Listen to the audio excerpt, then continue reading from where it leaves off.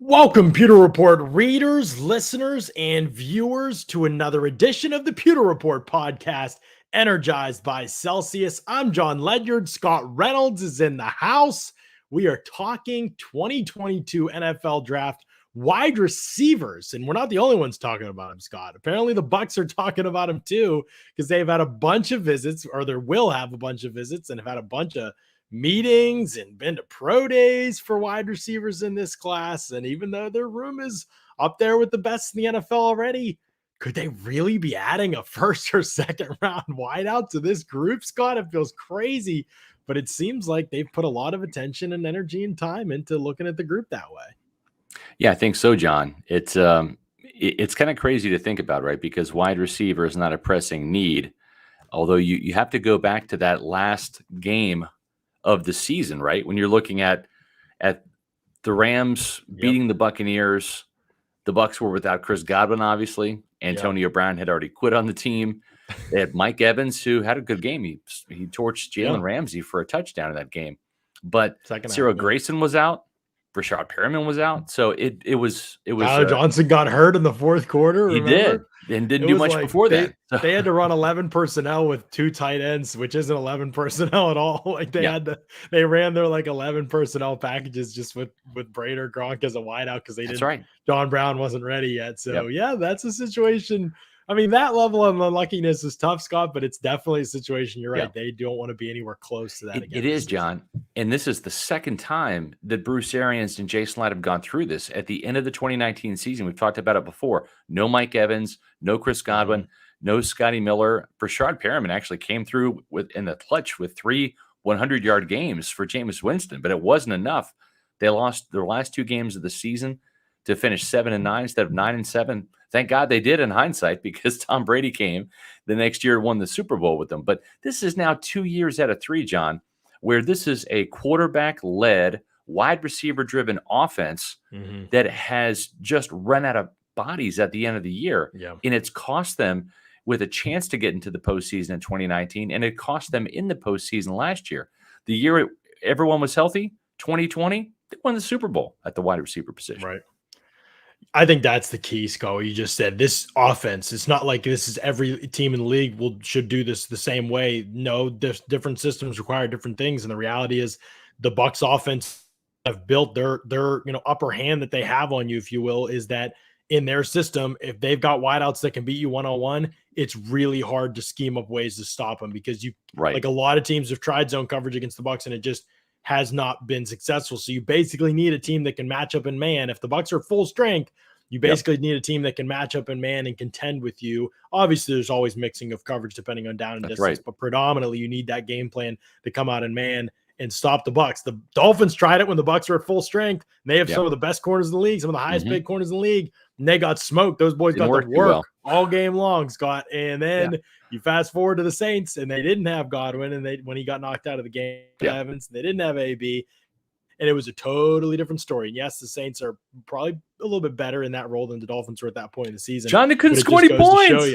That's right. Couldn't score any points. They couldn't score a single point against the Saints. It was crazy. Yeah.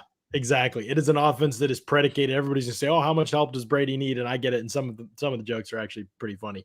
But the reality is that the offense is built upon wide receivers being able to win one-on-one, just in the way that they do things and the way that they operate. And so there is a lot more of that than there is in other offenses where you can kind of plug people in a little bit more easily. You're right. And you look at the number of targets. Now, some of these, right, Gronk missed 5 games last year due to injury. Fournette missed a couple games down the stretch. But when you look at Chris Godwin, who, like you said, got hurt against the Saints, he still led the team in targets, even though he missed the last almost 4 games of the year. Mike Evans was healthy for for 16 out of the 17 games, but 127 targets for Chris Godwin, 114 for Mike Evans. He was the second targeted receiver on the team. Gronk was third. He's a tight end with 89. Fournette was fourth, a running back with 84. But then you're back to wide receiver, Antonio Brown, who missed time with injuries and a suspension. That probably led to more catches and more targets for Fournette and Gronk as a result, because when he was healthy at the beginning of the year, he was pacing up there with Godwin and Evans for targets and receptions and catches. 100%, 62 for him. Then you have Brate with 57. Again, more targets for him because of injuries at receiver. Then you've got Tyler Johnson with 55. So you add them all up, that's 4 wide receivers that had 55 targets or more. So is there room for another premium wide receiver in this offense when you've got Mike Evans and Chris Godwin and the new receiver Russell Gage? Yeah, there is. Yeah, absolutely there is. There needs to be, Scott, because this is the way that this group operates. So yeah, they're looking at this draft class for a wide receiver. And I know, actually, I don't even know that fans will be bothered by that. There will be some, obviously, that's like, why would they take a wideout? They need to help the defense. And I understand that. I'm not saying they're totally wrong about that. First, always wait till the whole draft plays out. And honestly, free agency too, like that's not over after the draft. People forget, like a lot of good players get added later in the process. But you're right, like they do need to focus on defense. And you're right, to some degree it would be luxury, but an injury or two happens. And what Scott and I are trying to say is that it becomes a need, not a luxury on this team pretty quickly. And so those are things that they have to be aware of. And so there could be another weapon heading to Tampa Bay, whether people like that or not. You feel free to sound off in the chat, but that is what we are looking at just in terms of reality, because we've been over it, Scott. There have been visits of plentiful with the Bucs. We're going to talk about some of those specific situations with wide receivers in the Bucs. They are looking at this class. They are looking at best player available, first of all, at 27. And the reality is that wide receiver is one of the deeper, not an elite class, but one of the deeper groups in this draft. And they might just have the best player available on their board be a wideout by the time the 27th pick comes. Exactly. And there's a couple of things to consider too, John. They signed their franchise player, Chris Godwin, to a 3-year, $20 million deal, and he's coming off of an ACL injury. So he may not be back to 100% physically by the start of training camp, or maybe being his normal self, especially. Being his normal self, exactly. So there's a little bit of flexibility now with the signing of Russell Gage, because he's a player that has played in the slot, is big enough at 6 foot 184. And John, as you pointed out before, he's a physical dude. Like he was a gunner on punt teams at LSU, and he will do some of the dirty work for the Falcons in the run game. Remember, Arthur Smith, that was kind of a run-first offense, or at least a balanced offense last year with Mike Davis, Cordero Patterson. So Russell Gage is a player that does give the Bucs a little bit of coverage, because he can fill in and maybe take some of those snaps for Chris Godwin if Godwin is not at a full pitch count by the start of the season, or if he's not 100% physically, whatever. So they do have some flexibility there. The other thing to consider too is, listen, nobody, especially me, is on the way to push Mike Evans out the door, right? He is still on top of his game. This has been now 8 straight years with 1,000 yards receiving. It's an NFL record. 4th Pro Bowl in his career this past season. But John, you look at it, he's 28. He's a big-bodied receiver, which means when he does lose a step in a year or 2 or 3 or 4, whenever that is, he still can be effective as a possession receiver. Buccaneer fans, think about Vincent Jackson at the tail end of his career. When the Bucs drafted Mike Evans, he was the more explosive guy. Vincent Jackson was the more possession type guy who had lost a step. But if you draft a wide receiver this year, that's the topic of the day. If you draft a receiver, John, in the first round, you get the 5th-year option. So if you add 5 years to Mike Evans, now you're looking at a 33-year-old Mike Evans by the time wide receiver X, your first-round pick, Tampa Bay, is in that 5th-year option. So you could be eventually, if the player pans out, drafting the replacement for Mike Evans at some point in time, because he's not going to play forever. True. Yeah. I mean, it would probably be distant future, as a Buck, but yeah, you never know. I mean, when those things are gonna come up, obviously. So always be thinking about the future. And I think really having somebody that could take 15 snaps, 20 snaps right now and kind of balance things out with Gage and split a role would be what they were looking for if they did select a receiver like that. So we'll see. I mean, there are lots of different ways. I think it's not just splitting with Gage, but it's maybe can you cut down? Godwin has played 90% of the snaps in most of his entire career in Tampa Bay, or not his entire career, but the last couple of years in Tampa Bay, mainly because they don't really have a one-to-one replacement for him. So that is where a lot of our evaluation will start. I'm excited to do this, guy. We haven't really done this before. Like look at the class and rank them according to what the Bucs would look at, basically at the wide receiver position.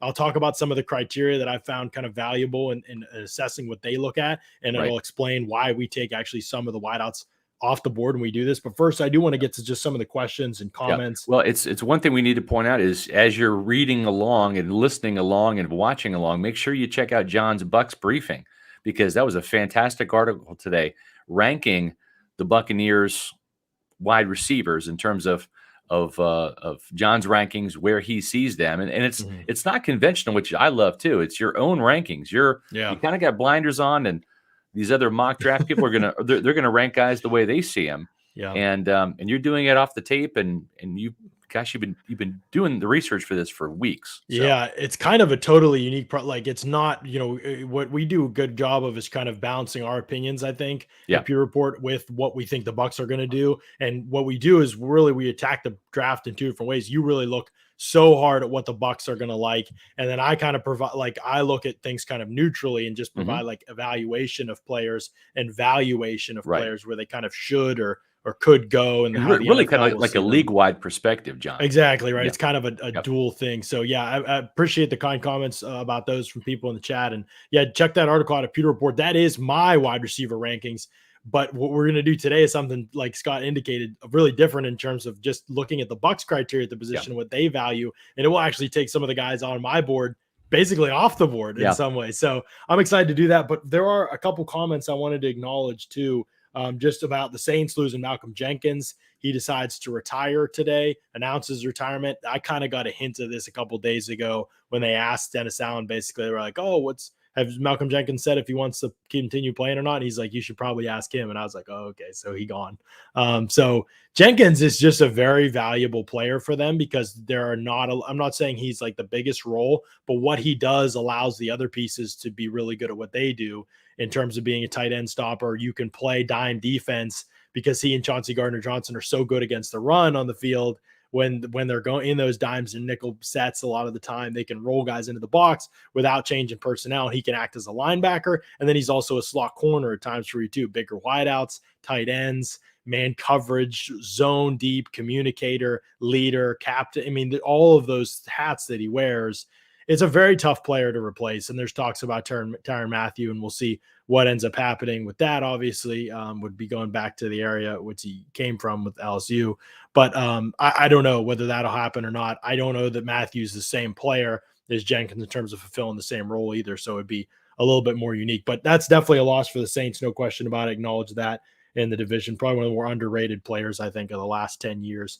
Cookie Monster just wants to know neutrally if I'd have CD as my number one wide receiver ahead of Burks if CD Lamb were in this class. I think I would, yes. I think this class is good. I don't really see it as a great class. I really like CD Lamb coming out. Now, having seen him in the NFL, if I'm trying to avoid that, and when I'm answering your question, because I don't, obviously when you see guys in the NFL, you realize what their limitations are going to be usually pretty quickly. And I do think there's some limitations on him that there probably aren't on Burks, but he was more of a sure thing to me than Burks is. There's still some level of projection with Burks that I didn't think there was with CD. Like CD was at least going to be good, if not great. And right now he looks like a really good receiver, and we'll see if he can vault to kind of being a great wide receiver. I didn't see this at all, Scott. Nate Pitt says, did y'all see Jalen Ramsey's top 5 wide receivers in the league?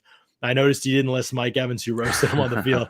That is true. I mean, to be fair, I don't have Mike Evans in my top 5 wide receivers in the NFL either. I think he's outstanding, but I won't have him in my top 5 when I release those lists. So I don't know. This one I didn't see. I'd be curious to see who he had in his top 5, because it's usually pretty different than consensus. But I don't think Evans would be in there for me either. Hopefully that's not like surprising to people, but I'd like to see kind of who Jalen Ramsey had and considered in there.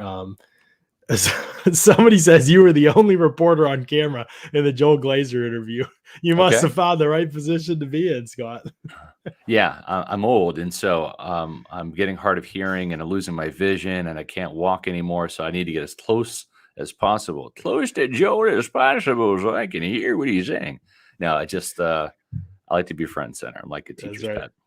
Couple of questions before we jump into the wide receiver the rankings for this class. Is Darden already on the bubble, or will he give him time? I know we kind of are all pretty low on Jalen Darden at Pewter Report. I think I speak for the entire staff. But do you think the Bucs will have him on the bubble already, Scott? It seems like to me he probably gets not that he couldn't play himself out of a job, but I would imagine he goes into training camp with them kind of saying, yeah, he'll be the return guy.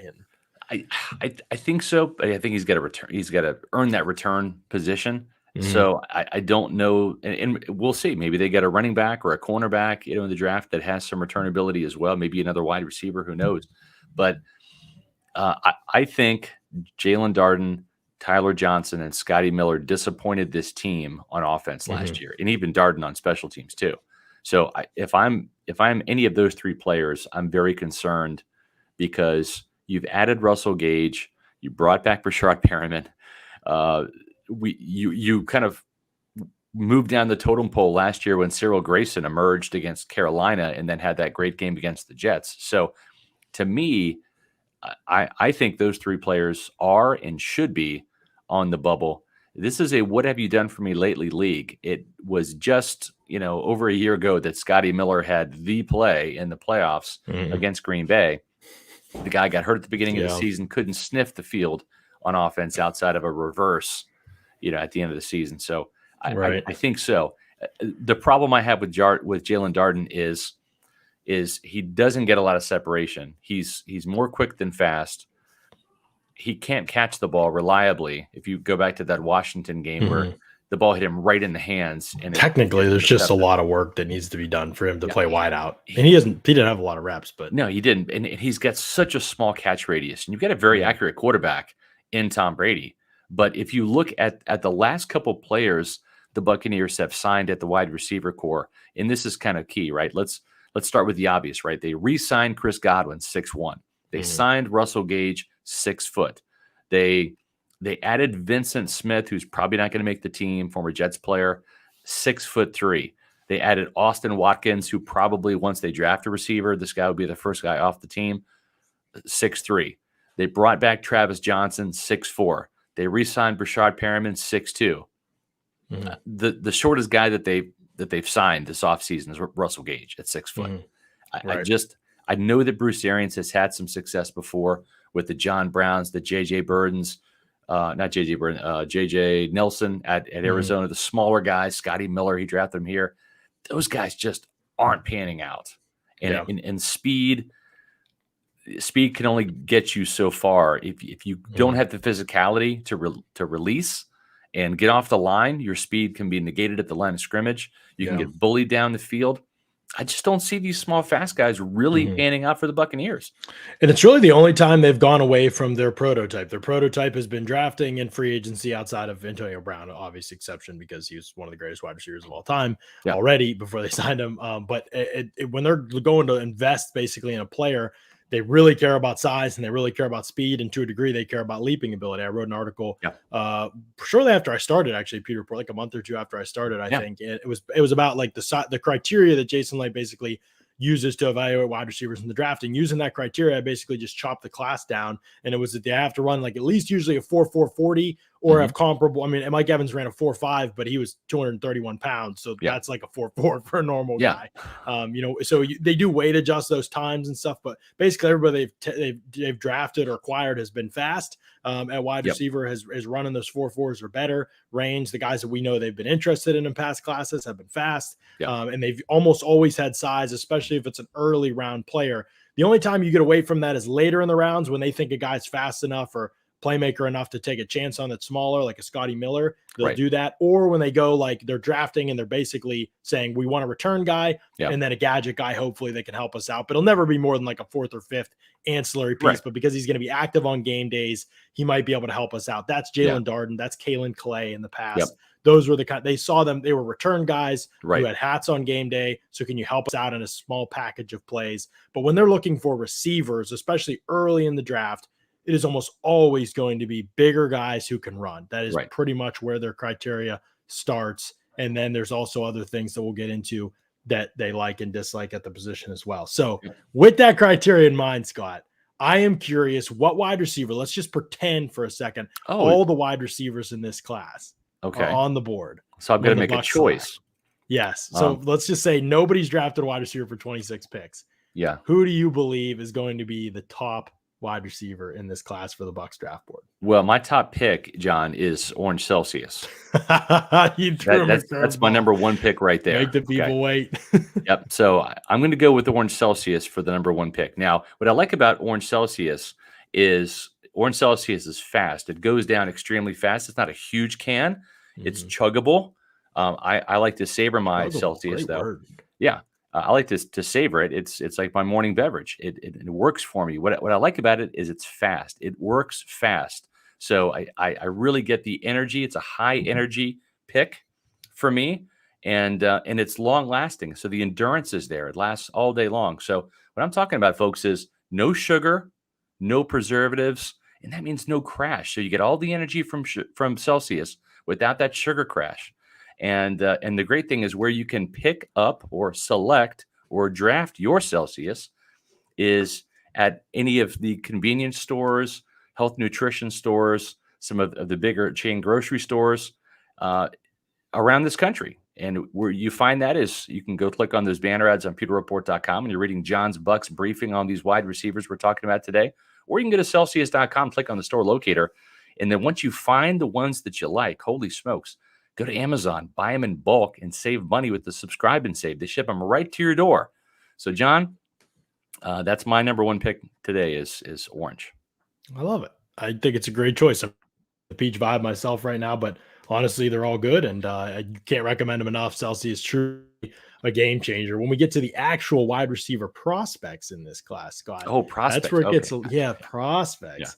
That where it gets a little bit trickier. And so I don't know. I'm curious what Bucks fans think as well. Yeah. But who do you think is the number one wide receiver on the Bucks board right now as they have it stacked? Of course, not knowing how this thing's going to unfold. Some people Yeah. are saying Garrett Wilson's going in the top 10, Jameson Yeah. Williams going in the top 10, Burks, London. Like nobody has any I consensus in the wouldn't wide be receiver. surprised if it is Garrett Wilson. And typically what I do, and sometimes it gets me in trouble a little bit, but I typically look at the players. I look at where the Bucks are selecting. They're at 27. And I I would be shocked if Garrett Wilson lasts past 15. So I really haven't, outside of just watching some highlights, haven't even studied him a whole bunch. I know that the consensus is that he is either number one or number two in terms of the rankings for most people. John, where did you have him on yours? You had him second? I had him second, yeah, but Yeah. I don't think he'll be in the top 4 for the Bucks. If I was guessing, if I'm just Yeah. guessing, I think he will be off the board by 27. But based on the exercise we're doing, Yeah. I am guessing here, obviously, but I Right. think that they like Olave more than Wilson, and here's why I basically think that. Wilson to me is a better all-around player maybe than Olave. He Mhm. does play. I think there is maybe an easier projection for him to play inside outside. That would be kind of the nod that the Bucks might give him over Yeah. Olave. But Olave is just a better vertical receiver and a Yes. better playmaker down the field right now than Wilson is. Wilson could do that stuff for sure. He obviously ran well, but he is a little bit more of a possession guy. Yeah. There is going to be a level of the big question mark for both of those guys is going to be physicality for the Bucks, Yeah. because I don't know that either of them project to what the Bucks would like to have. I think they would like Right. to have, especially having just gotten Gage, who's a good player, but he's probably more reminiscent of these two in terms of his skill set Correct. than he is Chris Godwin or Mike Evans. I think they're looking for somebody with a little bit more physicality, size, inside outside ability to their game, could Yep. block, could plug in Godwin if needed, but could play outside and go vertical if needed. So to me, I think the number one guy on their board, and it happens to be the number one board, so maybe that is jading me slightly, but I think it's Treylon Burks. I mean, he played inside I at agree too. Arkansas. I mean, he played I- outside then later. Like he played a handful of snaps outside and was dominant in those reps. He runs away from people. Yeah. He has the speed on tape. I know his 4.55 40 gives people some pause, but I'm Scott, not worried about that. I mean, his I'm not worried flying about it at 20, all. which is like the second 20 of the Yeah. 40-yard dash, he is just moving. Like you could see on tape, he just runs away from people in so many games. And we're talking about SEC competition in an offense that was incompetent other than him. And I'm a he big Burks destroyed fan. Alabama. I mean, he Yeah. had some great games against Alabama's defense. I'm a big Burks fan as well. And my point was going to be, I think Wilson is probably the only wide receiver that's probably for sure off the board by the time the Bucks pick. I think Olave could be there. I think Burks could be there, right?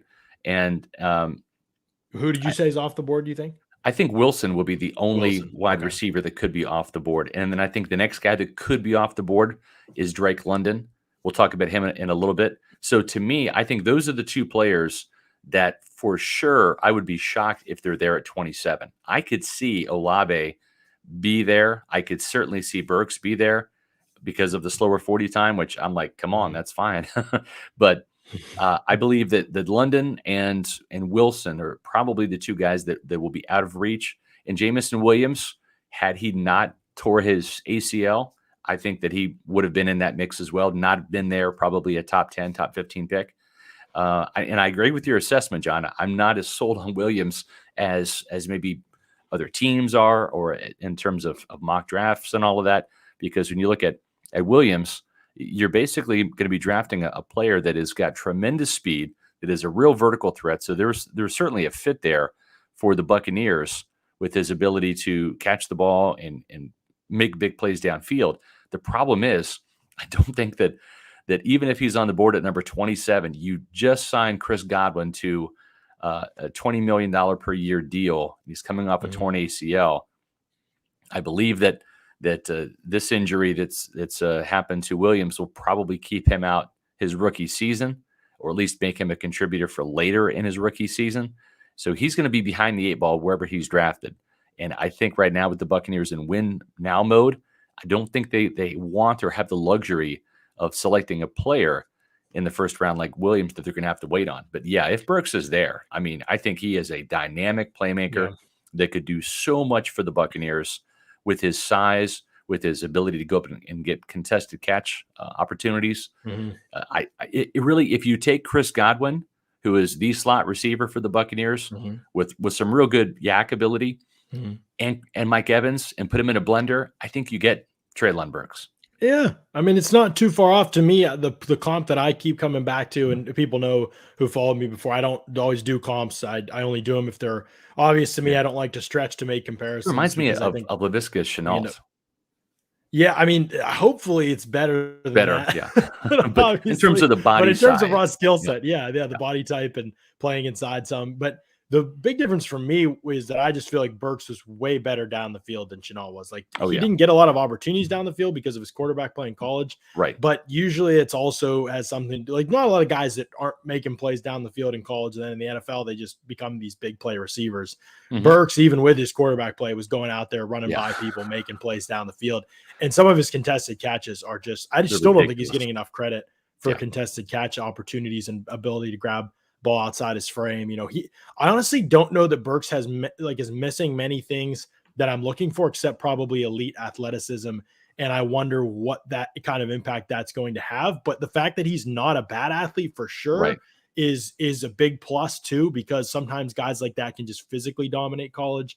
But you could just see on his tape, and somebody said they don't like combine 40 times. And I'll disagree on that, because I think they are very helpful typically, but it doesn't make it more important than the tape. And most of the time when a guy runs poorly at the combine, you go back to the tape and you're like, yeah, they're probably not that fast. Like, you're going to have to concede that point. Right. With Burks, I think he is fast, so clearly on tape against good competition that I'm just not worried about it at all in the NFL.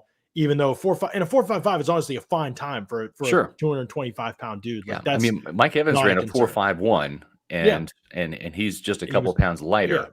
The one thing, John, that bigger coming out. Yeah. Did you find a little curious though? Because one of the things that Bruce Allen, the former Bucs general manager, told me is, he said, there really is a consensus in the scouting community. He's like, I don't understand why people don't run at the combine, because the NFL scouts teams will give you the benefit of the doubt. They will take your best time. If you run at the combine and you have a better time at your pro day, they'll take that time.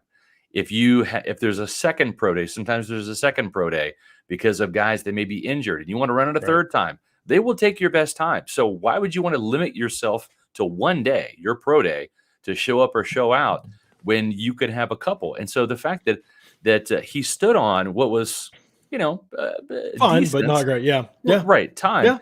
And didn't run at his Arkansas pro day. Did you find that a little curious? I did. I think that it's something, if I were a team, I'd want to know the answer to. It doesn't mean I'd red flag it. I just think I'd want to know why. Now, it helped that from a couple people in attendance that were neutral on it, his positional workout was outstanding, they said. And that, I think, is what he wanted to focus on, that now that he'd already run the 40.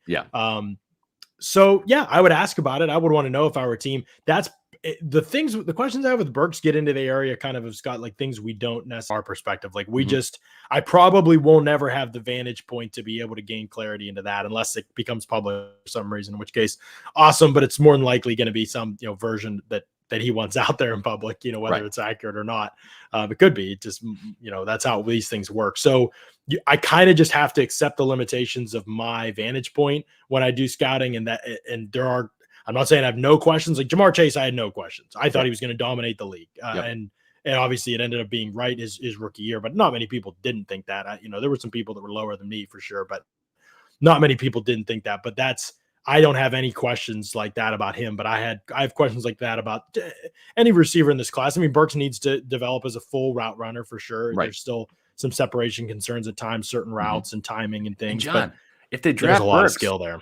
If they draft Burks, he's not coming in as a day one starter. Exactly. Yep. He's going to learn so behind I would want to know 3 pros. Yeah.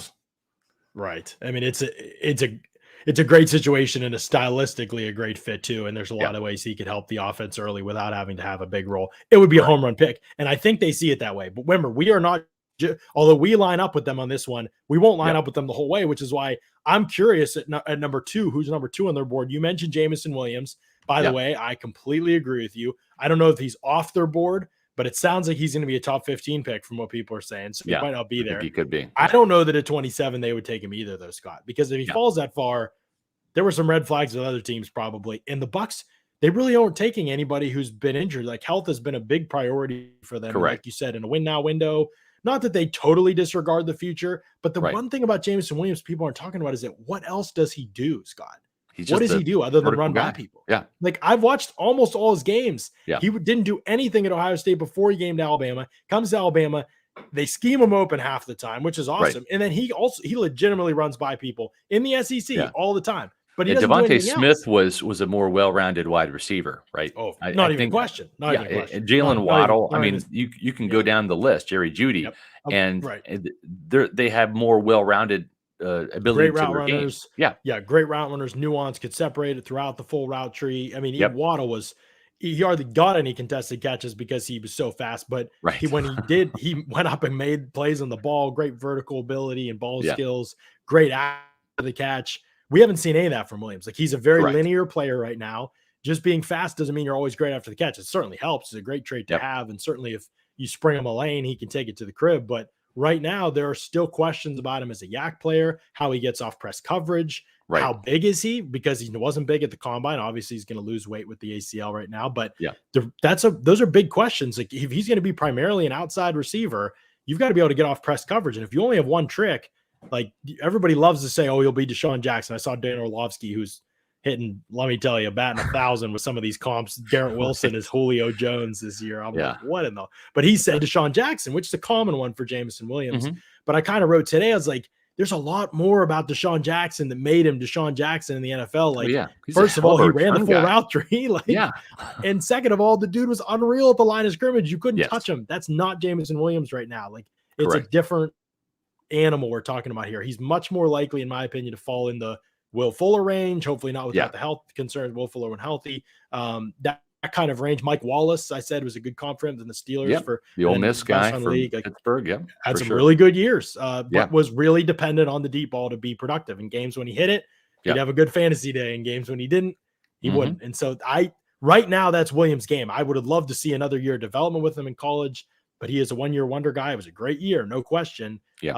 But he just doesn't have a very well-rounded skill set. I think the Bucs are looking for a more well-rounded skill set. So I agree with you. I would not have him very high up their board. In fact, I would think he's far enough down their board that he wouldn't even be on it because he'll be off by the time they would draft him. I agree. And the other thing too is when you look at Treylon Burks' physicality, right? They want guys that will block downfield in the run game, and this is a big physical guy that is not afraid of contact. He will bowl people over. He's a hoss. And the guys we've talked about, Williams, Olave, Garrett Williams, I just don't think that they fit that criteria that the Bucs are looking for, which is somebody who's willing in the running game to do a little bit of the dirty work. And quite frankly, he's not the biggest guy, but Russell Gage at 6 foot 184. Played on special teams. He is a dirty work kind of guy, and he will play bigger than his size. I think that was part of the scouting report.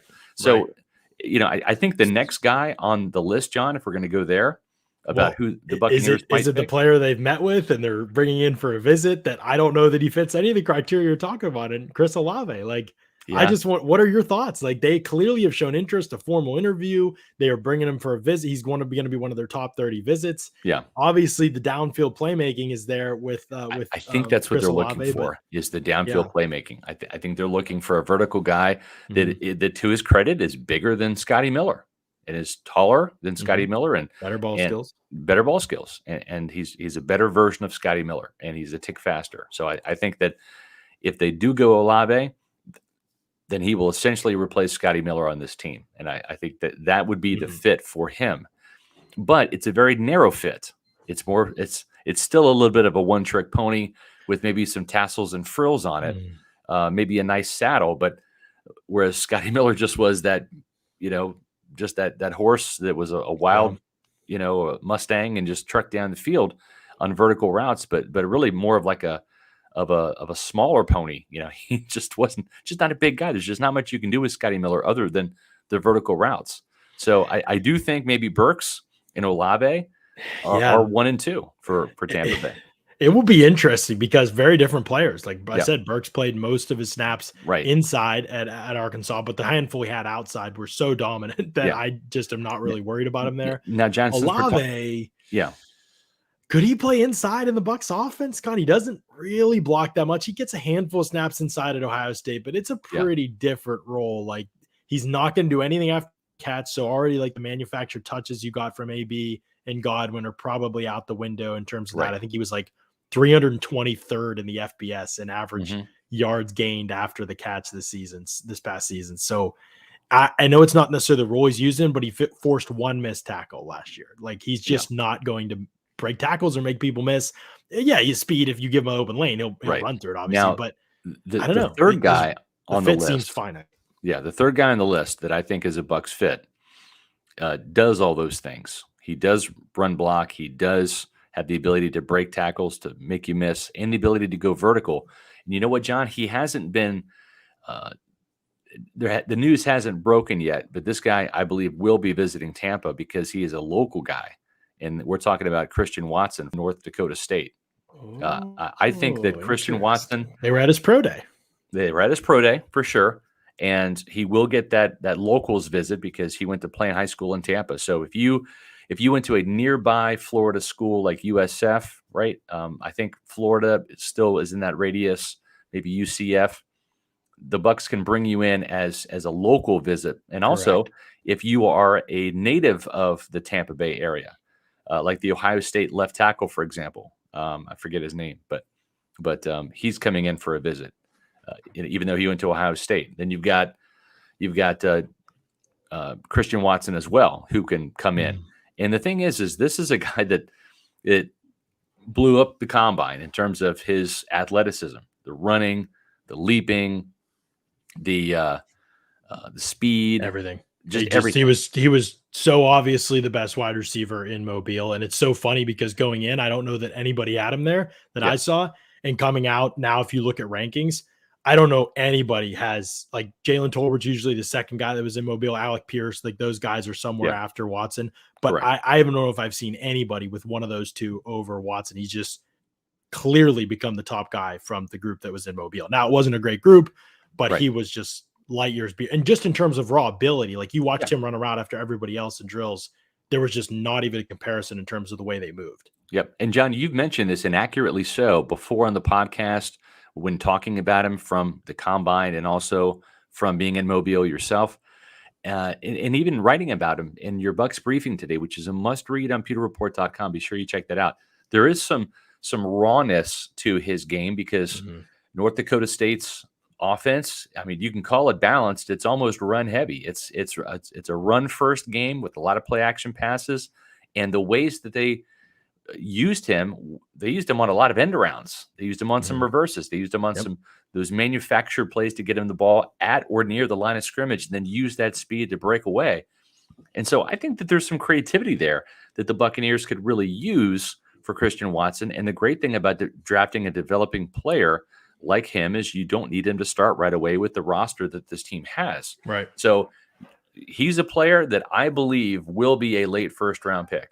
There's just too many teams that are there. The Packers, the Chiefs, Chiefs, the Buccaneers, the Lions, heck, at 32. Are they still at 32? Yes. I think they are. Yeah. Yeah. They So need. I could see from even Tennessee from 26 on, I can see that could be a spot, especially if Burks is gone, especially if Olave is gone and Williams and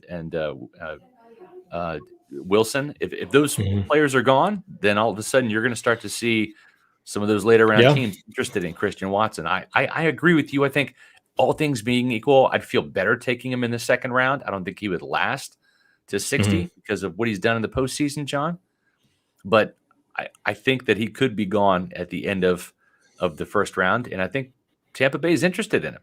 Yeah, he is the hardest player in the class in a lot of ways, just because, not because he's hard, because like what you see is hard to understand. It's just hard to project because he just didn't very much at North Dakota State. Nate Pitts asked, why the heck did he go to NDSU? He went because he wanted to win championships, and they were the best. Like he was short in college. He was a smaller kid. He didn't get a ton of offers. He was overlooked by a lot of the major schools that would have, if he were testing like he did now and it was the size that he is now, he would have gone. But he was like 5'9" when they were coming around recruiting his class. Yeah. And then he grew to like 6'1", and now he's like 6'4". So he was just kind of a physical late bloomer. Yeah, and that's what it was. And he played with Wap Filer in Tampa area, and he was the big name recruit. And so it was kind of a situation like that. But here's the interesting thing about Watson is that I do genuinely believe he's a team first guy. I think he'll impress teams enough in interviews. There are clearly good signs and flashes of ball skills and his ability to lead. I mean, he is not a joke, according to relative athletic score and other metrics as well. One of the best wide receivers in terms of athleticism of all time, in terms of wide receiver prospects ever. Like RAS, which has measured thousands of wide receivers over the years, including non-combine wideouts, guys from small schools who were just athletes trying to get a chance.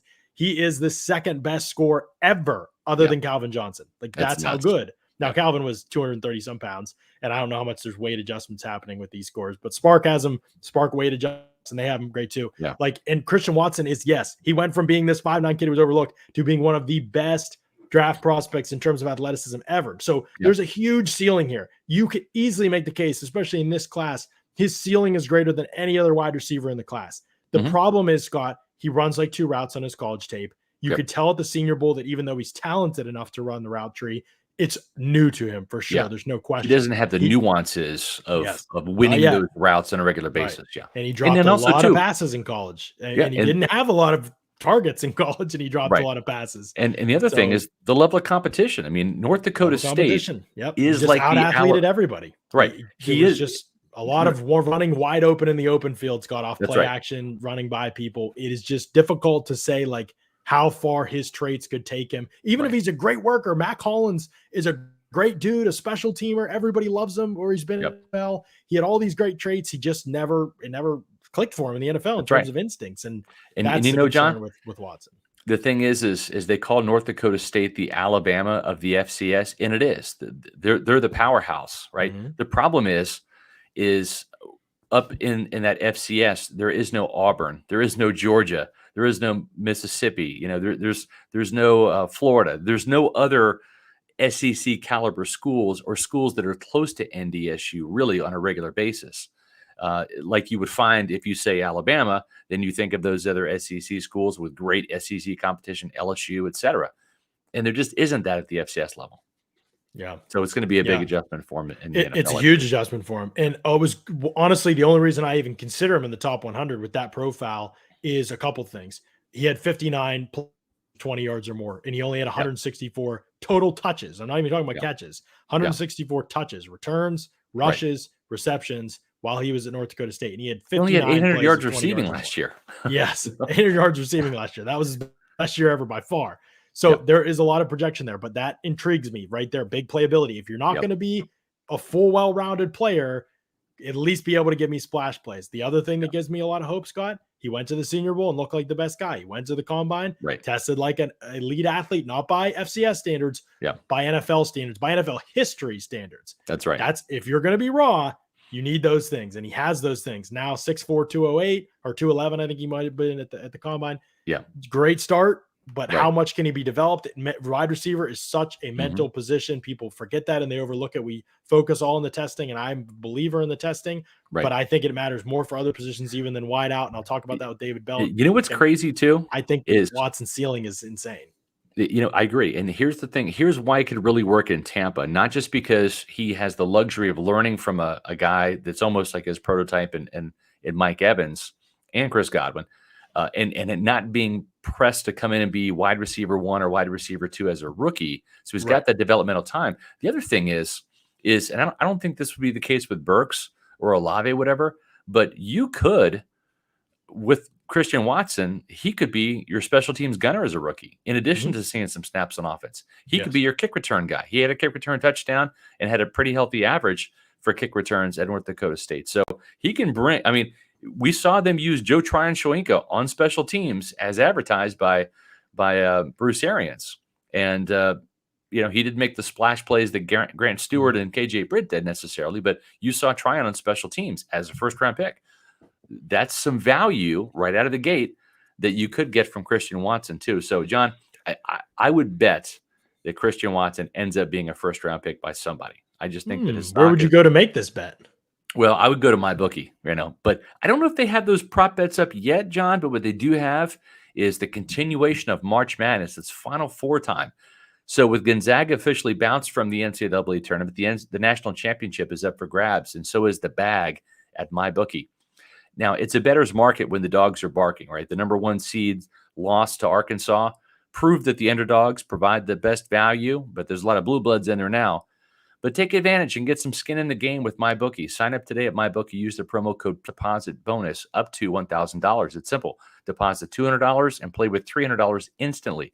Just use the promo code Pewter to claim your bonus.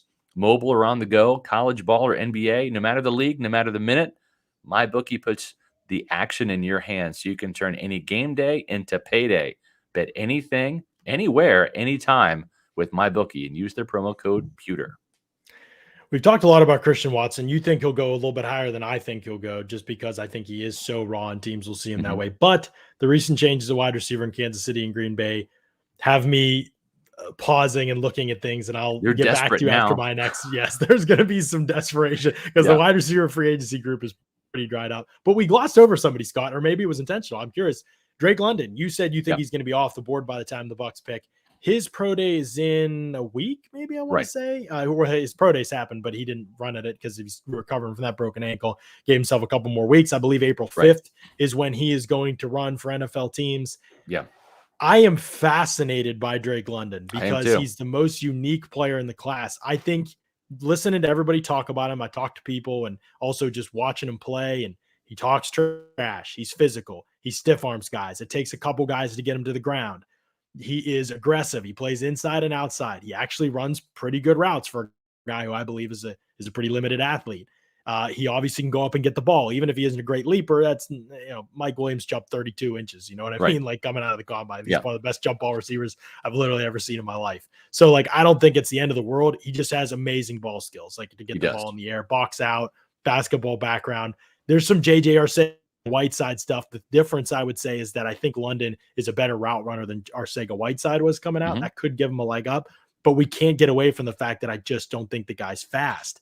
Right. While he has a lot of the size and ball skills and toughness things the Bucs like, are they going to be able to remember? Tyler Johnson never ran the 40. It sounds like Drake London is going to run the 40. Nobody thought Tyler Johnson would be fast. The Bucs loved their time speeds on him, and they took him because of that. I don't even know how they get there with Drake London because he doesn't even look fast on tape, Scott. I thought Tyler Johnson looked faster on tape, to be honest.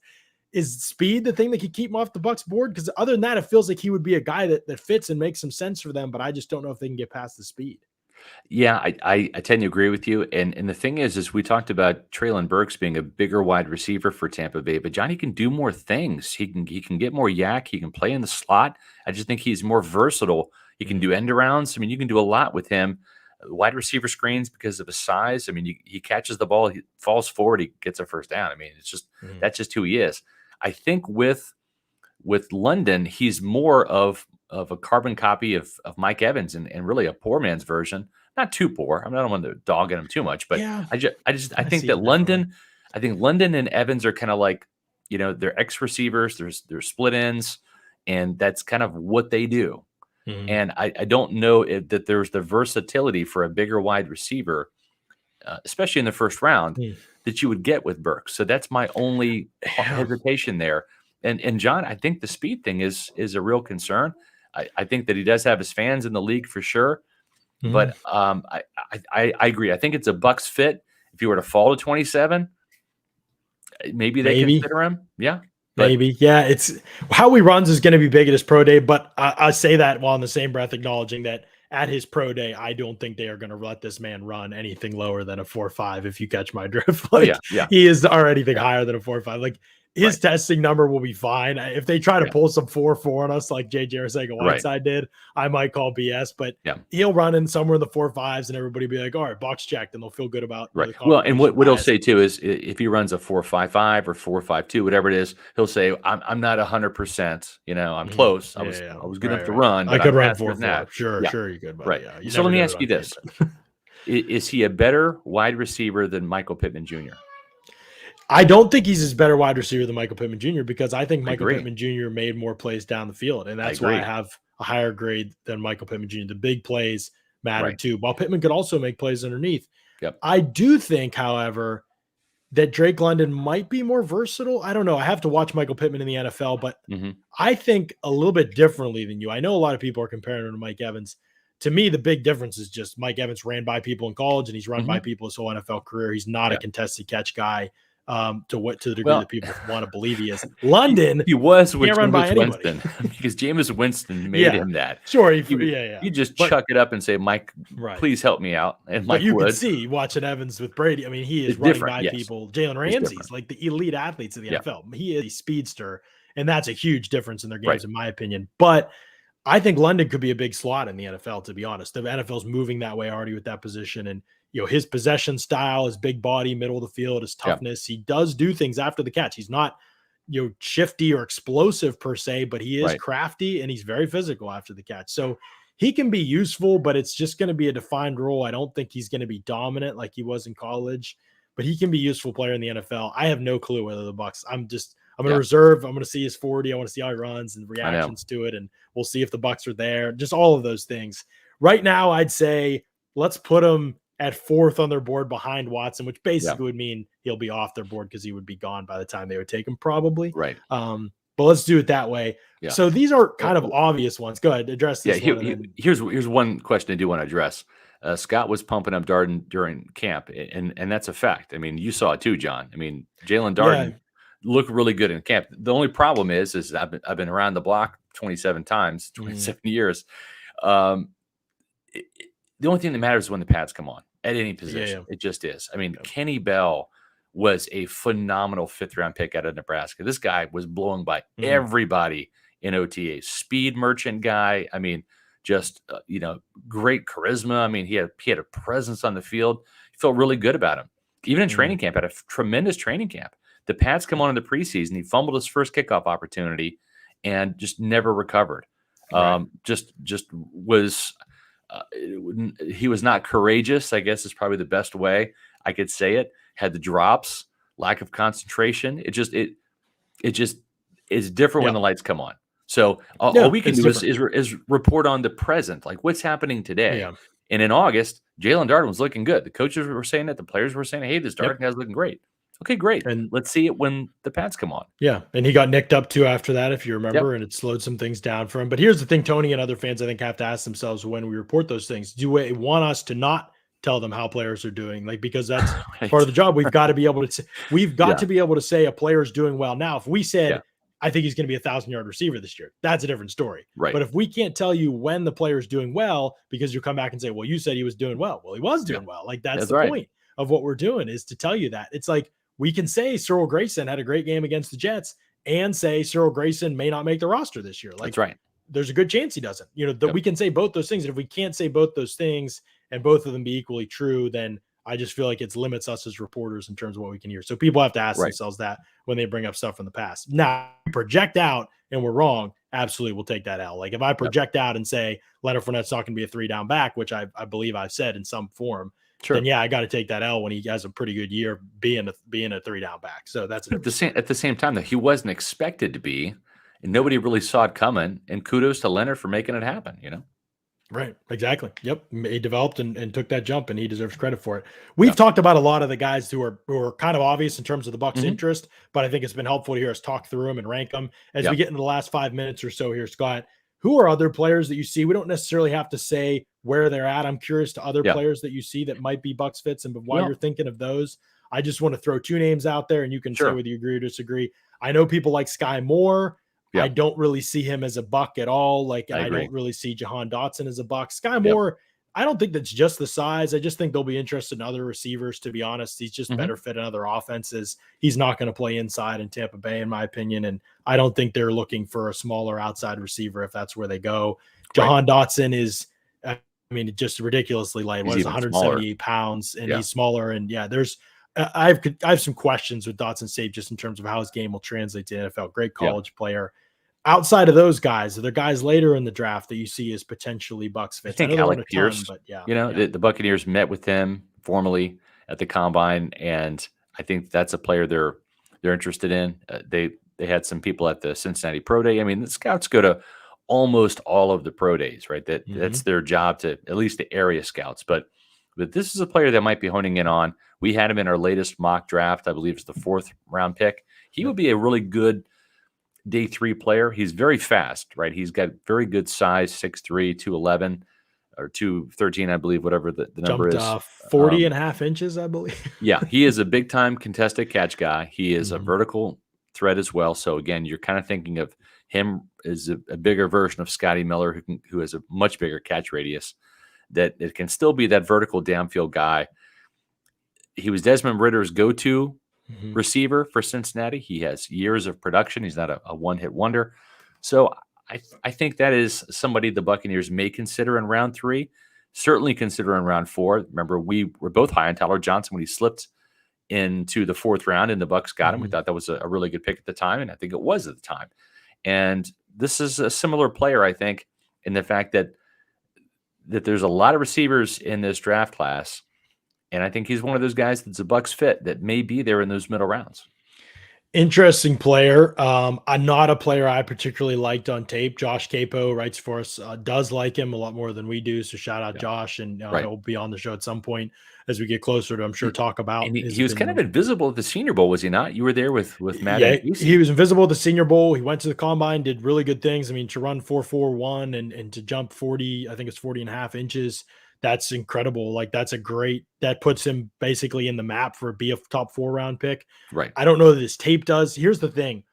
You can be fast, but he's kind of the opposite of Burks. Like he just doesn't, there's no explosiveness to him. See, Burks to me is just explosive. His ability to go from Yes. a slower speed to a faster speed is just Pierce awesome. has to build, does he not? Yeah. Pierce just has to build, and it is there at the end, I think, but he is a very linear player. There's not a lot of shake in his route. He will wear defenders on his hip his whole career, basically.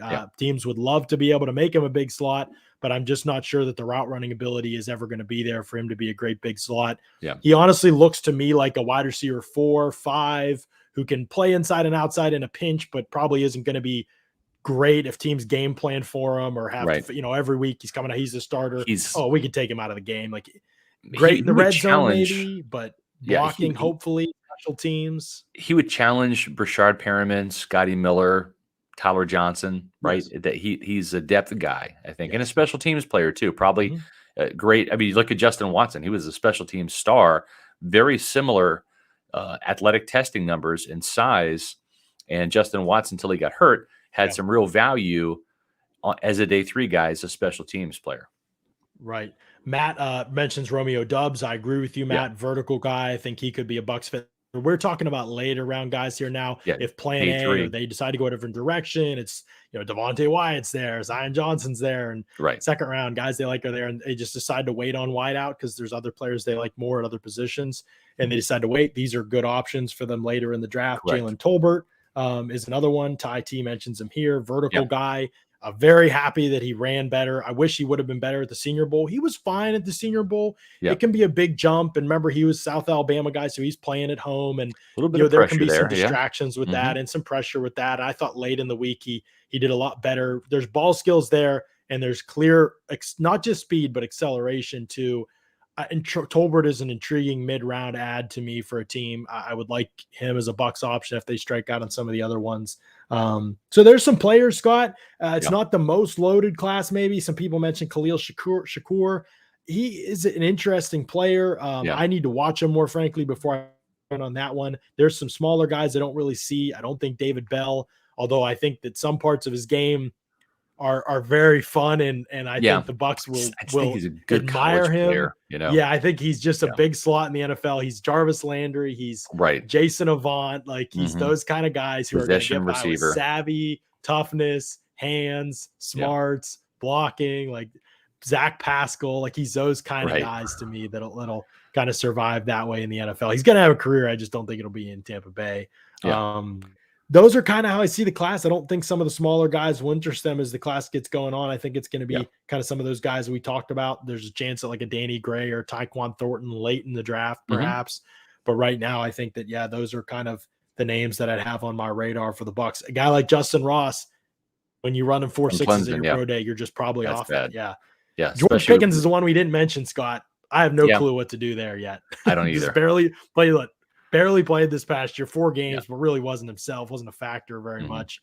The year before, played about half of what they played, only played like 8 games. He was, at times, he's invisible. Then all of a sudden, he runs by somebody, a really unpredictable player early in his career, hot-headed, suspended. I feel much better taking him as a falling guy in the 4th round, right? As an early day 3 guy, get him with a chip on his shoulder, right? I feel better taking him there than I would in the 2nd or 3rd round. I would want him coming in, chip on the shoulder. Wait, I'm better than a day 3 wide receiver. I'm going to show everybody. That, I think, is where George Pickens would flourish with that type of mindset. There were some maturity issues. You talked about the fight and those types of things. There were some maturity issues at Georgia. And so I think that him going to the right team and the right round, I think, honestly, day 3 would be better for him because he would have a chip on his shoulder wherever he goes. But, folks, if you're looking for some financial chips to put in your bank, the place to go is Immuni Financial. At Immuni Financial, we help you live in the now. Dude, congratulations. We're so happy for you. Thank you. And even though the now may feel very different, you still need to plan for the future. How's retirement treating you? Oh, just fantastic. I know I say it all the time, but you really got to come up to Colorado. Let's do it. All right. Yeah. We can help you develop that plan to keep you on track, so you can still prepare for tomorrow, today. Immuni Financial. Plan ahead, stay ahead. Folks, if you want to get to Colorado, or maybe you want to go to Vegas for the draft, right? Wherever you want to go, the place to save your money and make some money on your investments is Immuni Financial, because managing your family's wealth means more to Immuni Financial than simply allocating your assets. It means legacy planning, brokerage and advisory services, retirement accounts, college savings accounts, and insurance services. With over 40 years of experience, do what I did. I put my money where my mouth is. I literally gave Immuni Financial the vast majority of my financial investments, and they've helped me plan ahead and stay ahead. Call Immuni Financial today, 1-800-868-6864. Call Dave or Mark and ask for a risk-free, no-obligation consultation, and they'll give it to you. Or visit them on the web at immuni.com. Well, Scott, I think that kind of wraps up our thoughts on the class. To be honest, there were some questions even in the chat. I'm going to say this name wrong. Nebraska wide receiver Toure. Samori Toure. Yeah. He is not, and Lance Zierlein has watched almost 500 people. He's not in his wide receiver group yet. Yeah, we'll see. He's an not on undrafted free PFF agent list either. Yeah, he played at Montana. He was a Grizzly and then transferred to Nebraska, where he has value is he's kind of a vertical player. He's got some speed. He's a good run blocker. But he wasn't at the combine, right? Was not at the combine, but I believe he's an undrafted free agent type. He's around 7, undrafted free agent type. A guy that I like in that vein better than Samori Toure was, or I should say is, Dijon Dixon. Dijon Dixon from Nicholls State. He really showed up and showed out at the NFLPA Bowl and was a really good player. Had over 100 yards in that game plus a touchdown. Just a slow 40-yard dash time is what's going to keep him on draft. That's your Marquez Stevenson in this class for the Bucs. Yeah, but Stevenson can fly though. I mean, this guy, right. He's like a 4.6, 2. He's big. He's like 6'4", 212, 215. He's a bigger body.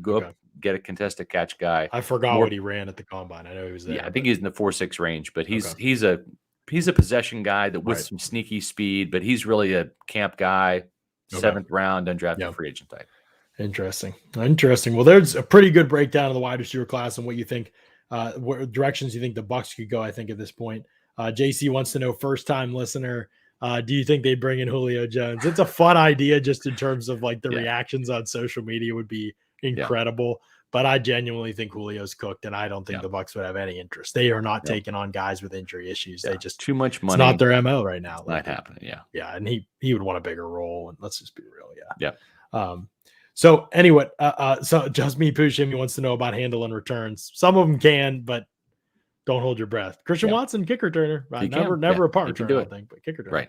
Right. Subscribe to the Pewter Report TV YouTube channel if you like this show and hear about the wide receivers in the class. Please hit the like button before you leave. Helps boost our YouTube algorithm. We get out to more people. The show gets broadcast more. Everybody gets rich. We all die happy. It's wonderful. So if you could do that, please do that for us. The Pewter Report TV YouTube channel is close. We're close to 8,000. We want to get there by the draft. So thanks to y'all. Keep it going. Spread the word. Let's get to 8,000. We can do it by the draft. We're going to do it by the draft for sure. So we appreciate y'all. We'll be back tomorrow, 4 p.m. Eastern. Might have a little Bucs 7-round mock draft live action. We might do it live on the show. No big deal. It's going to be a little fun thing that we're trying out. So thanks so much to everybody for listening to another edition of the Pewter Report podcast.